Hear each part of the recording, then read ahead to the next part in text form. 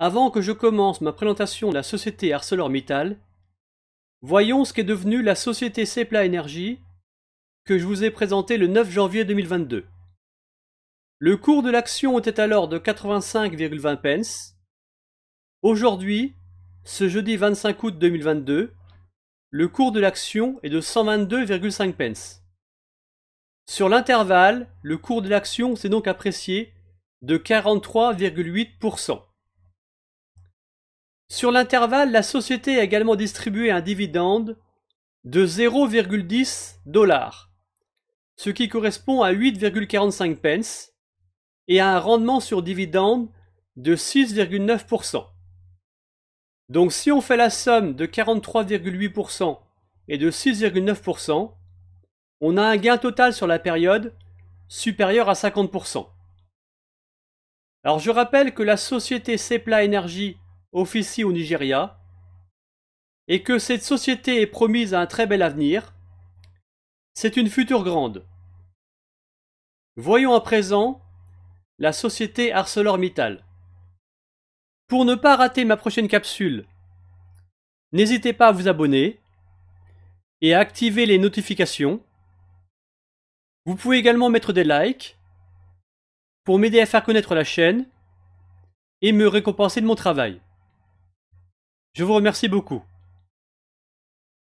ArcelorMittal, une future cash-co? Telle est la question que l'on peut se poser. Voyons quelques chiffres pour présenter la société. Second sidérurgiste mondial par le volume d'acier produit, derrière le chinois China Boyu Steel Group, ArcelorMittal est né en 2006 de l'OPA réussi de Mittal Steel Company, dirigé alors par Lakshmi Mittal, sur le champion européen de l'acier d'alors, Arcelor. La société, dont le siège social est à Luxembourg, compte environ 157 909 employés et des clients dans 155 pays. Elle fabrique de l'acier dans 16 pays répartis sur 4 continents. Dispose de 37 installations, usines sidérurgiques intégrées et mini-aciéries, et de 11 centres de recherche. Le budget recherche et développement en 2021 fut de 270 millions de dollars. Les usines de Dunkerque et de Fos-sur-Mer en France sont des usines sidérurgiques intégrées. Avec une production d'acier brut de 69,1 millions de tonnes en 2021, la société fait partie des plus grands sidérurgistes mondiaux, avec une place de leader en Europe, en Amérique du Sud et en Amérique du Nord. Une seconde place en Afrique et une 6e place en Russie, et une plus petite présence en Asie, mais en croissance. En proportion, les Amériques comptent pour 30% dans la production d'acier brut, 53% pour l'Europe, et les 17% restants sont produits au Kazakhstan, en Afrique du Sud et en Ukraine.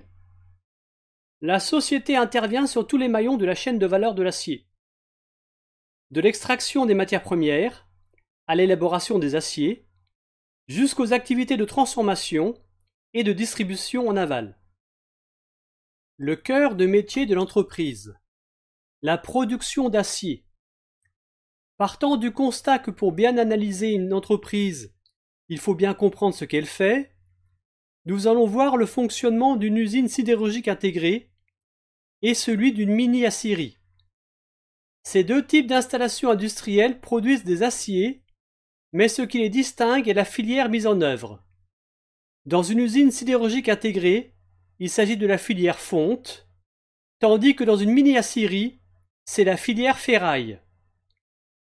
Au cours de son processus de production, une usine sidérurgique intégrée est amenée à fabriquer de la fonte. Rappelons qu'une fonte est un alliage de fer et de carbone comportant plus de 2% de carbone. Les usines sidérurgiques intégrées comprennent nécessairement une unité d'agglomération de minerais de fer, des unités de coquefaction, des hauts fourneaux, des convertisseurs à dioxygène, une aciérie et des laminoirs. Les minerais de fer et le charbon sont les deux matières premières principales d'une usine sidérurgique intégrée, mais leur utilisation directe n'est pas possible dans un haut fourneau. Il faut convertir les minerais de fer en agglomérés et le charbon en coke pour que le fonctionnement du haut fourneau soit optimisé. C'est le rôle de l'unité d'agglomération et des unités de cokéfaction. Le rôle des unités de cokéfaction est de produire le coke métallurgique dont ont besoin les hauts fourneaux.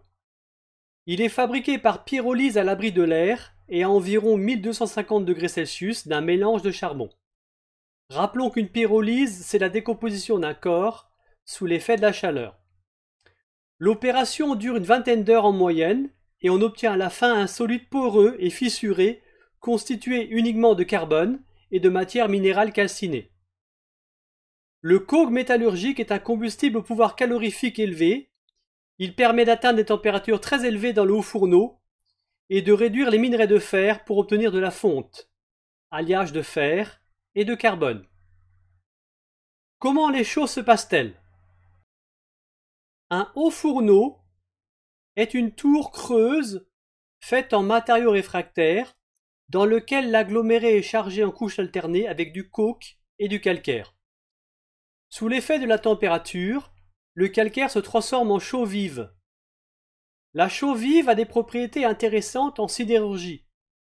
Elle facilite la fusion, c'est ce que l'on appelle un fondant, et elle permet d'extraire les impuretés de la fonte liquide ou de l'acier liquide, notamment le soufre et le phosphore qui fragilisent un acier. La durée de vie d'un haut fourneau est de l'ordre de 25 ans. Une réfection des briques réfractaires est nécessaire au bout de 12 ans environ, et son coût voisine les 100 millions d'euros. À la base du haut fourneau, des tuyères injectent de l'air chaud à une température allant de 1000 degrés Celsius à 1250 degrés Celsius pour faire brûler le coke de manière à fabriquer du monoxyde de carbone dont la fonction sera de réduire les oxydes de fer formant initialement les minerais de fer dans le but d'obtenir du fer liquide. Ce fer liquide ruisselle sur le coke et se charge en carbone pour produire un alliage de fer et de carbone appelé fonte. La fonte s'accumule à la base du haut fourneau dans un creuset où elle est régulièrement prélevée. Notons qu'au cours du processus, il est intéressant économiquement d'injecter par les tuyères du charbon pulvérisé, c'est ce qu'on appelle le procédé PCI, pour Pulverized Coal Injection, ce qui permet une moindre consommation de coke, sachant que le coke est plus cher que le charbon. De nos jours, la coulée de fonte est continue. La fonte rejoint l'aciérie dans des poches torpilles. Alors la partie supérieure du haut fourneau est ce qu'on appelle le gueulard. Voici une image réelle de ce que c'est qu'un gueulard.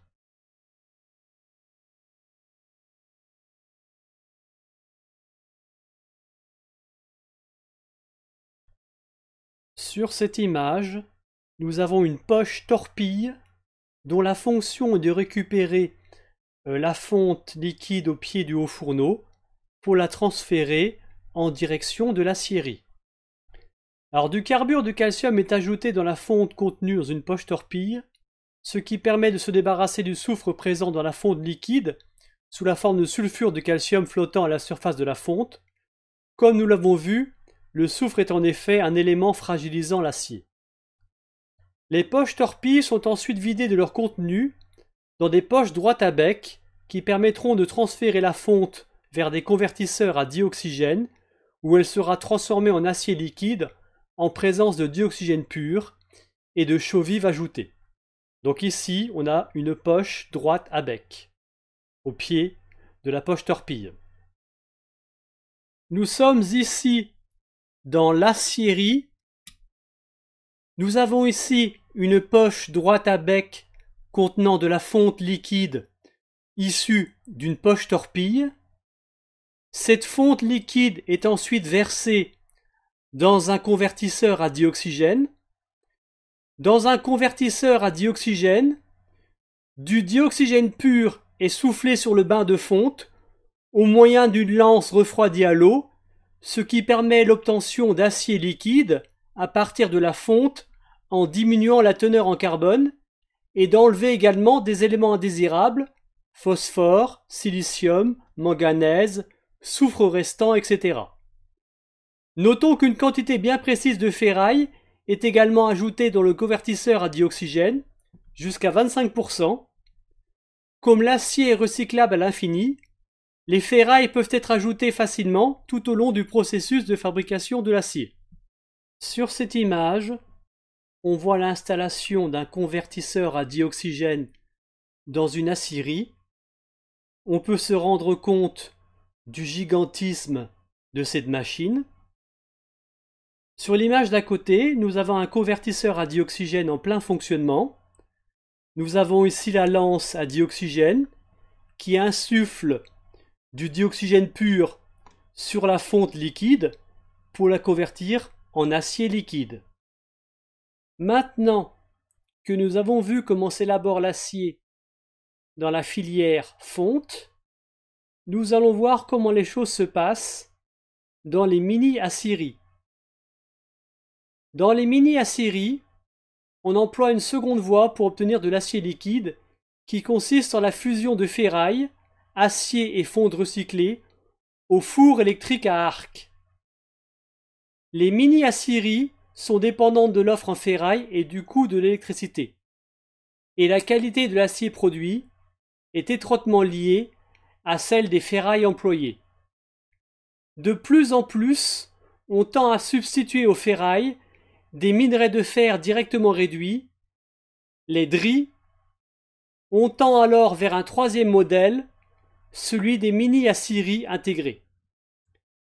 DRI, DRI, signifie Direct Reduced Iron. Il s'agit de fer presque pur, obtenu en enlevant les atomes d'oxygène liés aux atomes de fer dans le minerai de fer, à l'aide d'un gaz réducteur comme le monoxyde de carbone ou le dihydrogène, ou par réaction avec du carbone. Notons que le monoxyde de carbone et le dihydrogène peuvent être obtenus simultanément par reformage du gaz naturel, d'où son emploi pour obtenir du DRI. Dans le four électrique à arc se déroule également un certain affinage par soufflage de dioxygène pur en présence de chaux vive, la chaux vive jouant alors le rôle d'agent purificateur. Comme nous venons de le voir, la qualité de l'acier produit par une mini-aciérie est intimement liée à la qualité des ferrailles employées. Dans les mini-aciéries intégrées, les ferrailles sont laissées de côté et on leur substitue une matière première de meilleure qualité fabriquée sur place, telle que le fer de réduction directe, encore appelé DRI. Au niveau de la qualité de l'acier, les mini-aciéries intégrées peuvent rivaliser avec les usines sidérurgiques intégrées du fait que les DRI, produits à partir des minerais de fer, contiennent moins d'impuretés que les ferrailles. Les mini-aciéries intégrées disposent de divers avantages concurrentiels par rapport aux mini-aciéries.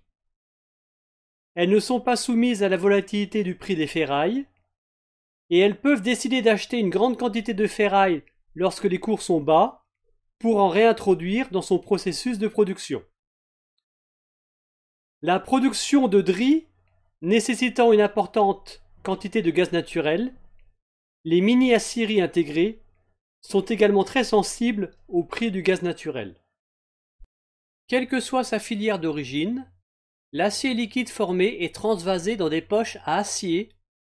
C'est à partir de là qu'intervient la métallurgie secondaire, dite encore métallurgie en poche.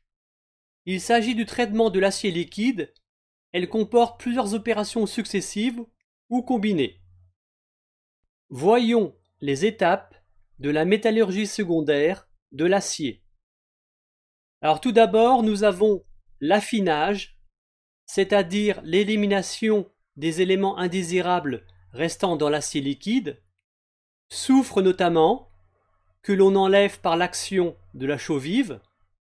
Alors remarque, un des procédés d'affinage le plus utilisé consiste en le traitement du métal liquide sous vide, ce qui permet d'en extraire les gaz dissous. La mise à la nuance consiste à ajuster la composition chimique de l'acier en ajoutant d'autres espèces chimiques, manganèse, chrome, nickel, etc., pour obtenir les propriétés souhaitées. La coulée, la solidification, soit sous forme de lingots, soit directement sous forme de produits solides plats, qu'on appelle des brames, ou longs, que l'on appelle des blooms ou des billettes, par coulée continue, soit sous forme de pièces de fonderie, soit même sous forme de poudre. Sur l'image, nous avons ici une poche à acier dans un four de métallurgie secondaire. Cette poche à acier servira ensuite à alimenter une coulée continue qui servira à fabriquer divers produits métallurgiques, ou bien des brames, ou bien des billettes, ou bien des blooms. Vous remarquerez que la section transversale des blooms est beaucoup plus importante que la section transversale des billettes. Voici une image qui vous montre à quoi ressemble un bloom, une billette ou une brame à la sortie d'une coulée continue. Dans une troisième étape, après l'élaboration de l'acier liquide et son traitement, vient la mise en forme par des transformations thermomécaniques, laminage, etc. Nous avons ici un laminoir qui va traiter les produits semi-finis issus d'une coulée continue, comme une brame, une billette, un bloom ou encore un lingot, pour en faire un produit davantage abouti. Concrètement, que permettent de fabriquer les brames, les billettes et les blooms? Les blooms permettent de produire des poutrelles, des rails de chemin de fer ou de grues de construction, des profilés en T ou en U, des pales planches. Les billettes, quant à elles, servent à fabriquer des ronds à béton, des câbles, des fils, des barres de section ronde, carrées ou hexagonales, des barres plates, etc. Alors ces barres peuvent devenir par la suite des tiges filetées ou non, des écrous, des boulons, des treillis soudés pour le béton armé, etc.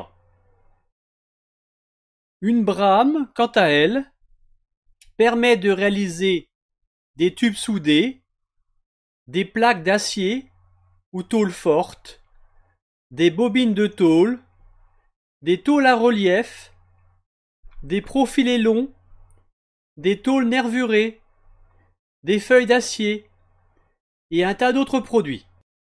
Si nous faisons l'inventaire des unités de production d'acier possédées par ArcelorMittal, nous trouvons 14 usines sidérurgiques intégrées, 2 au Brésil, 3 en Allemagne, 1 en Belgique, 2 en France, 1 en Espagne, 1 en Italie, 1 en Pologne, 1 en Bosnie-Herzégovine, 1 au Kazakhstan, 1 en Ukraine. Pour ce qui est des mini-aciéries intégrées, ArcelorMittal en possède 4, 1 au Canada, 1 au Mexique, 1 en Bosnie-Herzégovine et 1 en Afrique du Sud.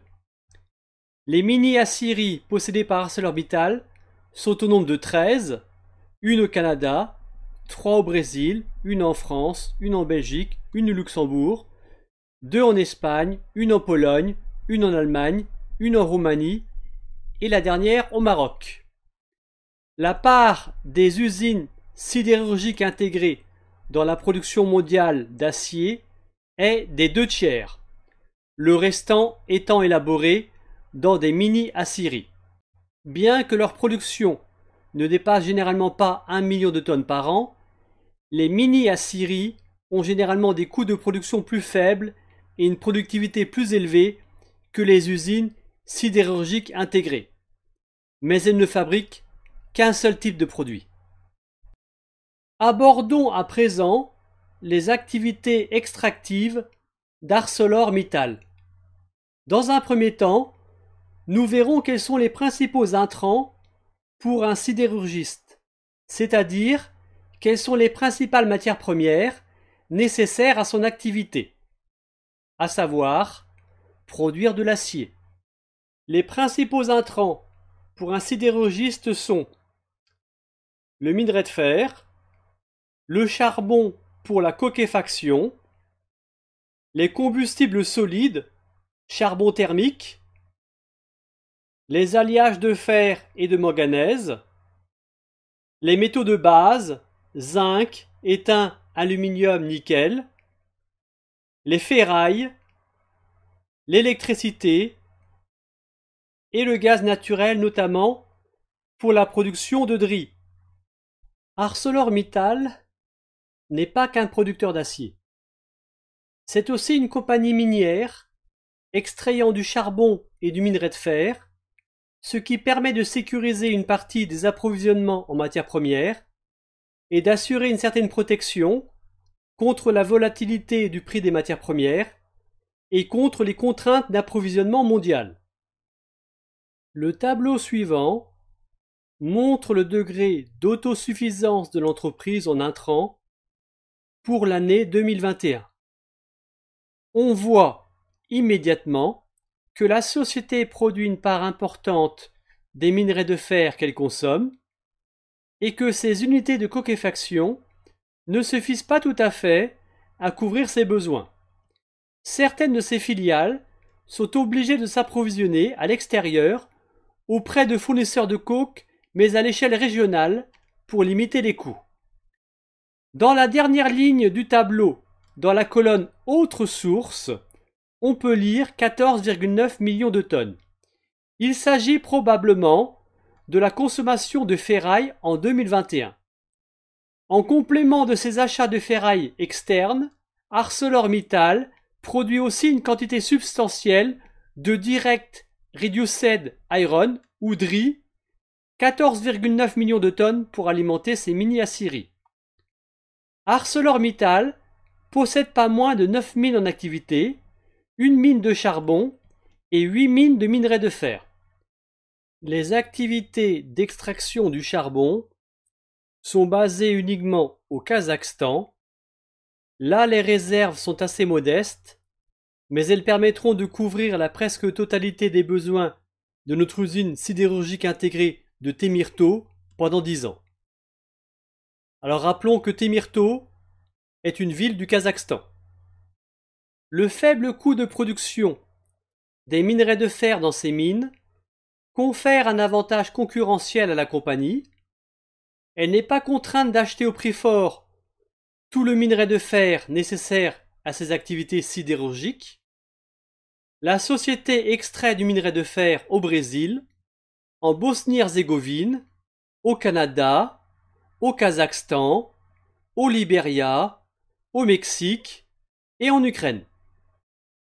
2 mines de minerai de fer sont en développement dans l'est de l'Inde par le biais d'une coentreprise avec Nippon Steel, mais détenue à 60% par ArcelorMittal. Leurs ressources combinées en minerai de fer sont de 280 millions de tonnes. Les réserves prouvées et probables n'ont pas encore été évaluées. D'après le tableau que j'ai construit, ArcelorMittal pourra conserver son avantage compétitif concernant son approvisionnement en minerai de fer à bas coût pendant un minimum de 18,6 ans, durée qui peut être portée à 32,4 ans si on prend en compte les réserves probables de minerai de fer, lesquelles sont particulièrement importantes en Ukraine et au Libéria. Notons que l'activité minière est gérée comme un segment distinct, ce qui renforce la capacité de la société à optimiser l'allocation de son capital. Les mines d'ArcelorMittal ont aussi un bon accès à des infrastructures de transport maritime, notamment 15 ports en eau profonde, détenus ou partiellement détenus par la société et desservis par des voies de chemin de fer. Regardons à présent ArcelorMittal sous l'angle de ses finances. Tout d'abord, jetons un coup d'œil sur la composition du capital d'ArcelorMittal. Le nombre d'actions au 31 juillet 2022 est d'environ 877 millions d'actions. Le nombre d'actions autodétenues au 31 juillet 2022 est d'environ 31 millions d'actions. Alors ce sont des actions de la société qui ont été rachetées par la société elle-même sur le marché à un moment ou à un autre.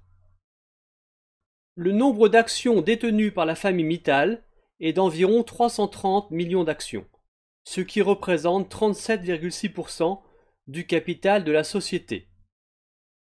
La capitalisation boursière de la société au 21 août 2022 est de 20,4 milliards d'euros. Alors je rappelle que la capitalisation boursière d'une société, c'est le nombre d'actions de la société multiplié par le cours de bourse. Avec 37,6% du capital de la société, la famille Mittal est l'actionnaire de référence d'ArcelorMittal. Et la société est dirigée par Aditya Mittal, le fils de Lakshmi Mittal. La famille Mittal a tout intérêt à ce que l'entreprise prospère. Nos intérêts, puisque je suis actionnaire minoritaire de la société, me semblent alignés pour le moment, puisqu'il y a peu de risques pour qu'un retrait de la cote à vil prix intervienne. J'aime beaucoup quand l'actionnaire de référence est une famille, parce qu'on est bien souvent sûr que la société sera gérée dans l'intérêt de tous. Il ne faut pas non plus que la société, ou plutôt que la famille, possède une trop grande part du capital, sinon on peut très bien être exposé à un risque de retrait de la cote de l'action à vil prix lorsque les marchés s'effondrent par exemple. Allons plus loin maintenant en examinant les métriques de la société sur les exercices 2020-2021 et sur le premier semestre de l'année 2022. Si l'on compare les exercices 2020 et 2021, on peut constater une forte augmentation du chiffre d'affaires, mais il ne faut pas perdre de vue qu'ArcelorMittal est éminemment cyclique, c'est-à-dire que ses performances économiques sont très tributaires du contexte économique global. Cependant, la société juge les perspectives du marché favorables pour 2022. Hors Chine, elle s'attend à une hausse mondiale de la consommation d'acier de l'ordre de 2,5 à 3% et à une croissance de ses expéditions de 3%. ArcelorMittal anticipe un EBITDA important pour 2022 et une forte génération de free cash flow, c'est-à-dire de flux de trésorerie libre. C'est encore ce qu'on appelle un flux de trésorerie disponible. On notera que pour l'exercice 2020, la société était en perte, tandis qu'en 2021, les bénéfices sont pléthoriques, ce qui illustre à nouveau le caractère cyclique de l'activité d'ArcelorMittal. Dans tous les cas, on notera que le flux de trésorerie libre est demeuré positif, que ce soit en 2020 ou en 2021. Pour calculer les flux de trésorerie libre, on prend les flux de trésorerie générés par l'activité opérationnelle de l'entreprise et on leur soustrait les flux de trésorerie consacrés aux investissements. Je rappelle que les flux de trésorerie libre, c'est l'argent dont dispose l'entreprise pour payer les intérêts de sa dette, rembourser sa dette et éventuellement payer un dividende aux actionnaires ou racheter des actions. Je rappelle également que pour qu'un dividende soit pérenne, il faut impérativement que la somme allouée au paiement des dividendes soit plus petite que le flux de trésorerie libre et également plus petite que le bénéfice net. Si ce n'est pas le cas, alors on met en danger la santé de l'entreprise. Et si on poursuit ce genre de politique, en règle générale, cela finit mal, très très mal. L'autre point du bilan d'une société sur lequel il faut être vigilant, c'est la dette. En effet, lorsqu'une entreprise n'est plus capable de faire face à sa dette, ses actionnaires peuvent en perdre le contrôle au profit des créanciers de la société. Voyons ce qu'il en est pour la société ArcelorMittal. On peut voir qu'entre les exercices 2020 et 2021, la dette totale brute a été fortement réduite. C'est également le cas pour la dette totale nette. Alors je vous rappelle que la dette totale nette, c'est simplement la dette totale brute moins les trésoreries et équivalents de trésorerie. Nous avons ici une entreprise qui est saine, puisque la dette totale nette est faible, elle est très facilement gérable par la société. Pour ce qui est des capitaux propres, on voit bien que les capitaux propres ont fortement augmenté entre 2020 et 2021, puisqu'on est passé de 40,2 milliards de dollars à 51,3 milliards de dollars. Alors je rappelle que les capitaux propres, c'est ce qui est censé revenir à l'actionnaire si on vend tous les actifs et qu'avec l'argent récolté, on rembourse tous les passifs. J'ai calculé les capitaux propres par action de la société en divisant les capitaux propres par le nombre d'actions de la société. Et dans ce cas-là, on constate également une forte augmentation des capitaux propres par action entre l'exercice 2020 et l'exercice 2021. Qu'en est-il pour les chiffres du premier semestre de l'exercice 2022? Alors on peut voir que ce premier semestre de l'exercice 2022 s'est très bien déroulé puisque l'entreprise a réalisé un bénéfice net de 8,048 milliards de dollars. Si on extrapole un tel résultat net pour le second semestre, nous avons une entreprise ici qui a un PER plus petit que 2, ce qui est franchement ridicule. On constate également une très bonne tenue des flux de trésorerie libres sur les 6 premiers mois de l'année 2022. La dette totale nette augmente un petit peu de 0,2 milliards de dollars. On constate une nouvelle appréciation des capitaux propres par action. Si on compare les capitaux propres par action au cours de bourse, on constate qu'ils sont 2 fois plus grands que le cours de bourse, ce qui est le signe d'une entreprise extrêmement sous-évaluée. Pour les 6 premiers mois de l'année 2022, les métriques sont très encourageantes. Cependant, le contexte économique général semble se détériorer et nous sommes bien loin d'un apaisement en Ukraine, ce qui laisse planer une ombre sur la seconde partie de l'année. Sera-t-elle aussi bonne que la première? La société a bien progressé ces dernières années dans le renforcement de son bilan, ce qui lui donne des armes pour croître d'une manière organique ou par acquisition, avec une préférence pour ce dernier mode de développement, jugé plus attrayant et plus dans l'ADN du groupe.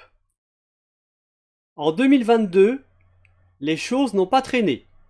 Le 14 avril 2022, ArcelorMittal annonça l'achat de 80% de l'usine HBI de Voestalpine au Texas pour 1 milliard de dollars. Cette usine ultramoderne a une capacité annuelle de 2 millions de tonnes de HBI, qui est une forme compacte de fer à réduction directe, DRI, de qualité supérieure, développée pour surmonter les problèmes liés à l'expédition et à la manutention du DRI. Cette acquisition va renforcer ArcelorMittal dans sa position de leader mondial de la production de DRI.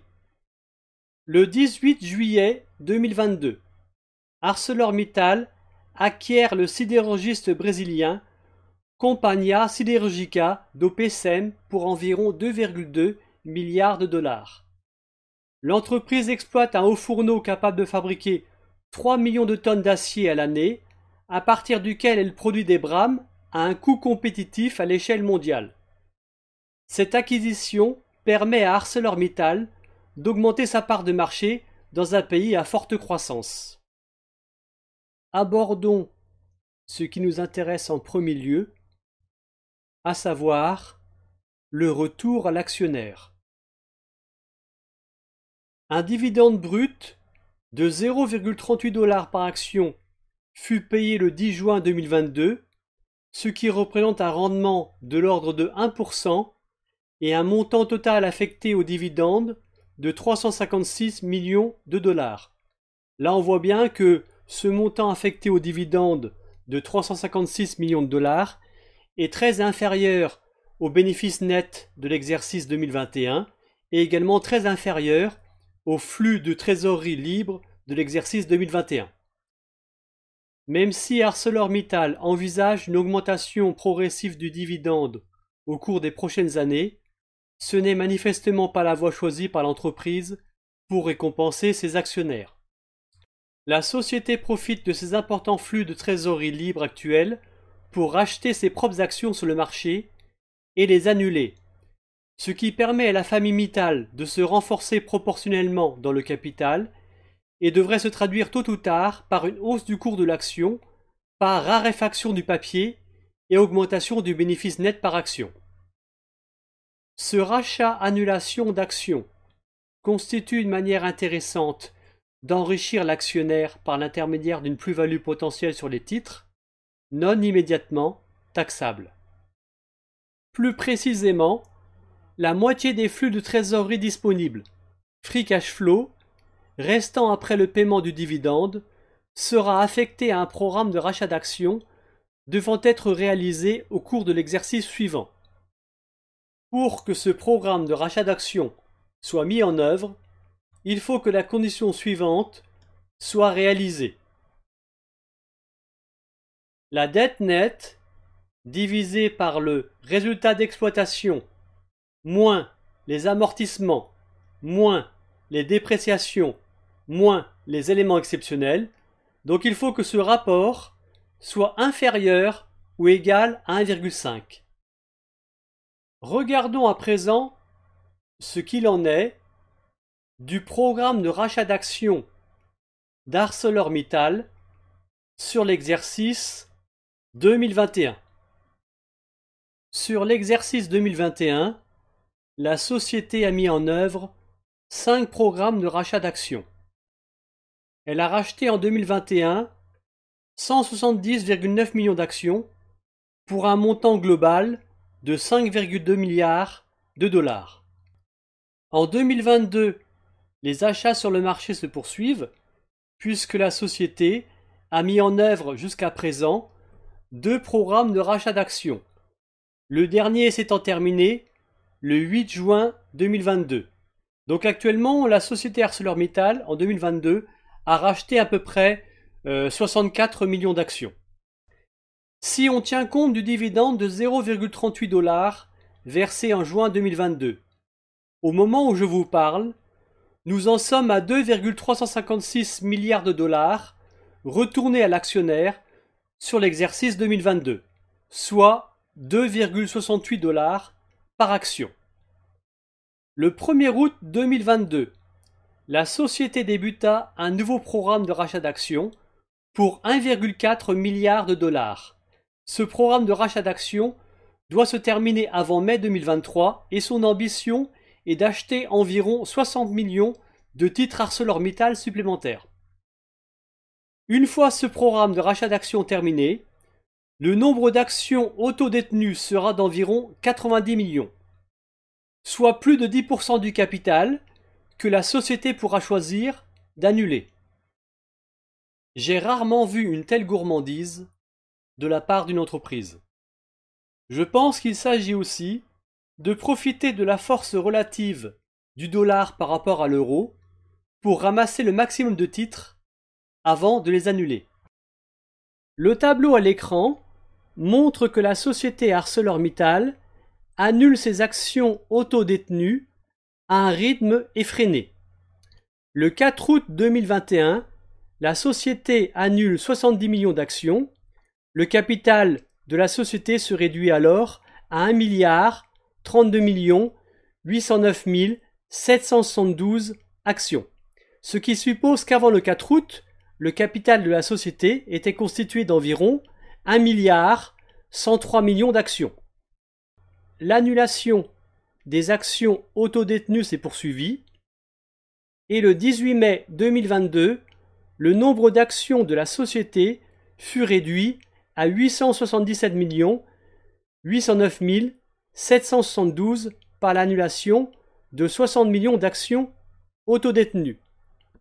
Ainsi, en l'espace de quasiment une année, on est passé d'un capital formé de 1,103 milliard d'actions à un capital formé de 878 millions d'actions environ. Donc la réduction du nombre d'actions sur la période est très importante. Cette forte réduction du nombre d'actions composant le capital va forcément nous être bénéfique tôt ou tard, parce que cela va se traduire par une hausse du bénéfice net par action, et donc forcément par une hausse du cours. Notons qu'une fraction de 608 millions de dollars d'une obligation convertible en actions, d'un montant initial de 1,25 milliard de dollars, arrive à échéance en mai 2023. Les détenteurs n'ont pas accepté l'offre de rachat proposée par la société.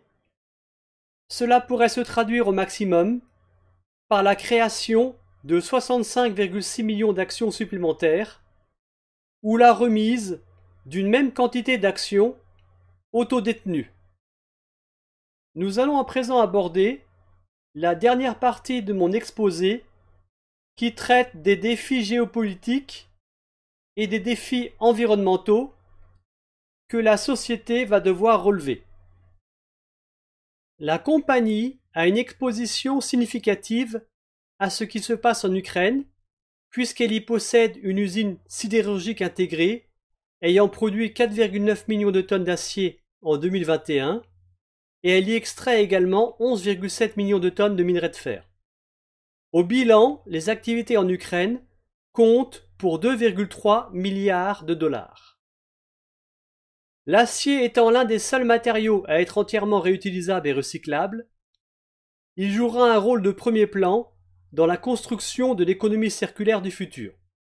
Cependant, l'industrie sidérurgique n'est pas sans poser des problèmes environnementaux du fait de son caractère énergivore et de ses importants rejets de dioxyde de carbone, notamment lors de la fabrication de la fonte dans les hauts fourneaux et lors de la transformation de la fonte en acier.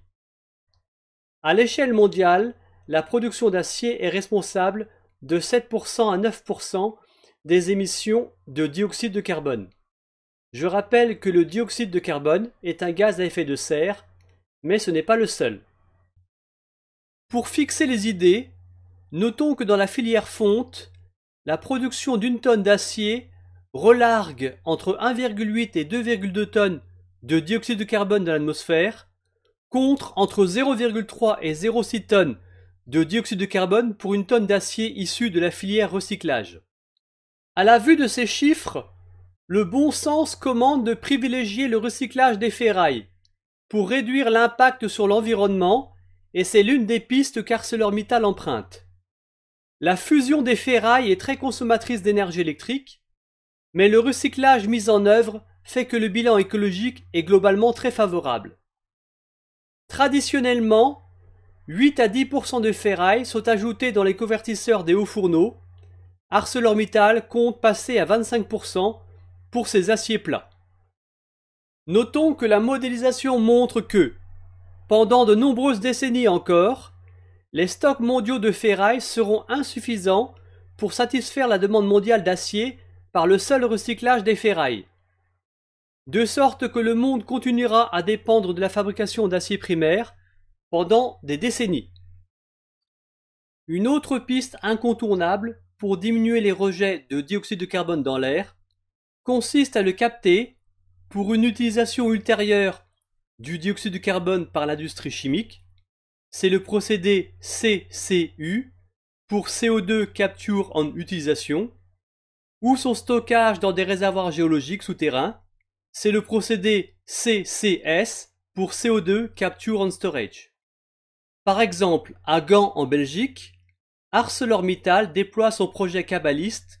Utilisant la technologie développée par son partenaire LanzaTech, la société installe 4 bioréacteurs géants qui convertiront 125 000 tonnes de dioxyde de carbone capté par an en 80 millions de litres de bioéthanol. Ce projet de 180 millions d'euros devrait être mis en service avant fin 2022 et générer à terme 75 millions d'euros de chiffre d'affaires annuel. Une variante de Cabalist, le projet Carb H-Flex, sera mis en œuvre par ArcelorMittal pour décarboner la production d'acier issue de deux de ses usines françaises, celle de Dunkerque et celle de Fos-sur-Mer, et ce sera fait à partir de 2027. Le principe de cet investissement de 1,7 milliard d'euros est de récupérer le dioxyde de carbone produit dans le haut fourneau pour le faire passer dans un bioréacteur contenant un biocatalyseur constitué de bactéries naturellement présentes dans les crottes de lapin et dont la fermentation donnerait de l'alcool isopropylique et de l'acétone, autant de composés utilisés pour la production de matières plastiques. Ce procédé permettrait de recycler 20% du dioxyde de carbone produit par un haut fourneau. L'entreprise a annoncé en novembre 2021 la mise en place d'un plan d'investissement de 10 milliards d'euros pour réduire ses émissions de dioxyde de carbone de 25% dans le monde à l'horizon 2030 et de 35% pour ce qui est des activités européennes. ArcelorMittal s'est fixé comme but d'atteindre la neutralité carbone en 2050. Pour y parvenir, elle mène de nombreux projets permettant d'utiliser le dioxyde de carbone formé, comme ceux dont nous avons déjà parlé, mais elle s'efforce simultanément de limiter sa production en développant deux filières de production d'acier à faible émission de dioxyde de carbone, la voie hydrogène DRI et la voie Smart Carbon. La voie hydrogène DRI utilise le dihydrogène pour enlever les atomes d'oxygène liés aux atomes de fer dans le minerai de fer. On obtient alors du fer presque pur, DRI pour Direct Reduced Iron. On dit encore que le dihydrogène a réduit le minerai de fer en fer. ArcelorMittal construit une usine prototype utilisant la voie hydrogène DRI à Hambourg. Il s'agit de la seule installation de ce type en Europe. Elle doit démarrer en 2023. Pour le moment, l'essentiel du dihydrogène utilisé est fabriqué à partir du gaz naturel. Il s'agit alors de dihydrogène dit bleu, dont la synthèse relâche du dioxyde de carbone. En théorie, la capture du dioxyde de carbone produit par les unités de DRI à partir de gaz naturel pourrait diminuer de 59% la quantité de dioxyde de carbone libérée dans l'atmosphère par tonne d'acier produite. À plus long terme, l'entreprise utilisera du dihydrogène vert dans ses installations fabriquant du DRI. Ce dihydrogène vert sera probablement produit par électrolyse de l'eau liquide, c'est-à-dire par le passage d'un courant électrique d'origine renouvelable dans l'eau liquide. La seconde filière de production d'acier à faible émission de dioxyde de carbone est la voie Smart Carbon. La voie dite Smart Carbon a l'avantage de préserver l'utilisation des hauts fourneaux, ce qui limite les surcoûts et en fait l'option privilégiée sur le court terme, c'est-à-dire la décennie à venir. Le sigle SMART signifie Steelmaking with Alternative Reductants, c'est-à-dire fabrication d'acier avec des réducteurs alternatifs. Au cœur de la filière Smart Carbon se trouve l'idée de remplacer les réducteurs fossiles, coke et charbon pulvérisé, par du charbon synthétique associé au captage du dioxyde de carbone formé pour la synthèse d'autres composés chimiques. En théorie, la capture du dioxyde de carbone émis par les hauts fourneaux pourrait diminuer de 63% la quantité de dioxyde de carbone produit par tonne d'acier. Le charbon synthétique est obtenu par un procédé appelé torréfaction. Il consiste à transformer par chauffage de la biomasse, résidus forestiers, déchets agricoles de bois, etc., ou des déchets contenant du carbone, matières plastiques non recyclables par exemple, en une substance très semblable au charbon sortant des mines. C'est précisément l'objet du projet Toronto qu'ArcelorMittal met en œuvre dans son usine sidérurgique de Gand en Belgique. Il consiste en la construction de deux réacteurs d'une capacité de produire chacun 40 000 tonnes de charbon synthétique par an, pour un coût de 55 millions d'euros. Le premier réacteur devrait entrer en production en 2022 et le second en 2024. Pour diminuer les besoins en charbon des hauts fourneaux, et donc leur émission de dioxyde de carbone, il existe une autre possibilité qui consiste à injecter directement un gaz réducteur dans le haut fourneau par l'intermédiaire de ces tuyères. Dans le cadre de son projet IJAR, sur son site de Dunkerque, ArcelorMittal teste l'injection d'un mélange gazeux réducteur formé de monoxyde de carbone et de dihydrogène fabriqué par un réacteur plasma. Les résultats sont concluants puisqu'on observe une diminution des rejets de dioxyde de carbone de 21,4%. Quand le dihydrogène sera meilleur marché, on pourra envisager de l'utiliser comme agent réducteur à la place du mélange de monoxyde de carbone et de dihydrogène dont on a parlé précédemment. Évidemment, ces technologies ne seront pas utilisées seules. Elles seront couplées entre elles pour parvenir à l'objectif que s'est fixé l'entreprise en 2050, à savoir la neutralité carbone. ArcelorMittal pense que Smart Carbon peut donner des résultats plus rapidement et contribuer de manière significative à la réduction des émissions de CO2 au cours de la présente décennie, tandis que la production à l'échelle industrielle de la voie hydrogène DRI ne sera probablement pas significative avant 2030 en raison des coûts élevés actuels. Dans tous les cas, la décarbonation de la production d'acier en Europe aura un coût, et il sera nécessaire que les pouvoirs publics prennent les mesures adéquates pour préserver la compétitivité des sidérurgistes européens face à ceux qui n'ont pas encore les mêmes contraintes, car toutes les régions du monde n'avancent pas au même rythme dans la réduction des émissions de dioxyde de carbone. L'entreprise estime que les coûts de production grimperont de 30 à 60% pour la voie Smart Carbon et de 50 à 80% pour la filière hydrogène DRI. Autre détail, les laitiers produits durant l'élaboration de l'acier sont récupérés par d'autres industries, comme les cimenteries par exemple.